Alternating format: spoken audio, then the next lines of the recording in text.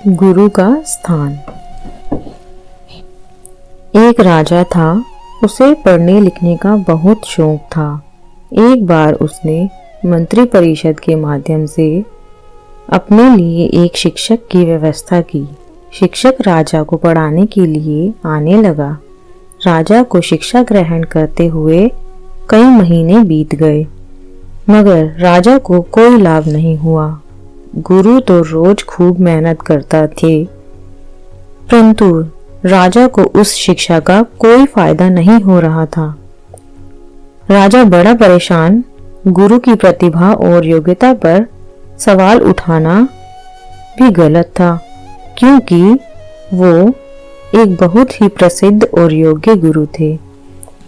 आखिर में एक दिन रानी ने राजा को सलाह दी कि राजन, आप इस सवाल का जवाब गुरु जी से ही पूछ कर देखिए। राजा ने एक दिन हिम्मत करके गुरु जी के सामने अपनी जिज्ञासा रखी। हे गुरुवर, क्षमा कीजिएगा, मैं कई महीनों से आपसे शिक्षा ग्रहण कर रहा हूँ, पर मुझे इसका कोई लाभ नहीं हो रहा है। ऐसा क्यों है? गुरुजी ने बड़े ही शांत स्वर में जवाब दिया, राजन, इसका कारण बहुत ही सीधा सा है।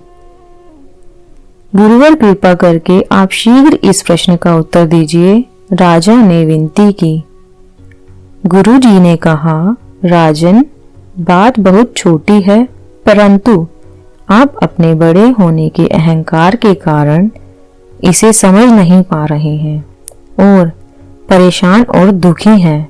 माना कि आप एक बहुत बड़े राजा हैं, आप हर दृष्टि से मुझसे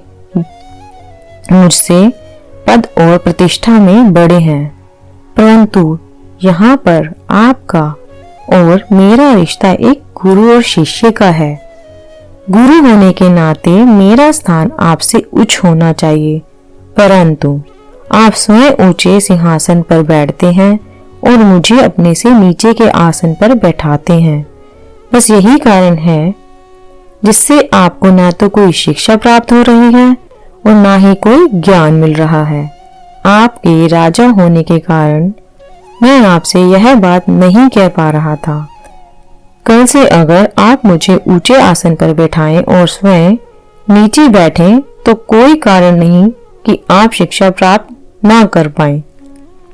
राजा की समझ में सारी बात आ गई और उसने तुरंत अपनी गलती को स्वीकारा और गुरु वर्ग से उच्च शिक्षा प्राप्त की। मित्रों, इस छोटी सी कहानी का सार यह है कि हम रिश्ते, नाते, पद या धन, वैभव किसी में भी कितने ही बड़े क्यों ना हो, हम अगर अपने गुरु को उनका उचित स्थान नहीं देते तो हमारा भला होना मुश्किल है।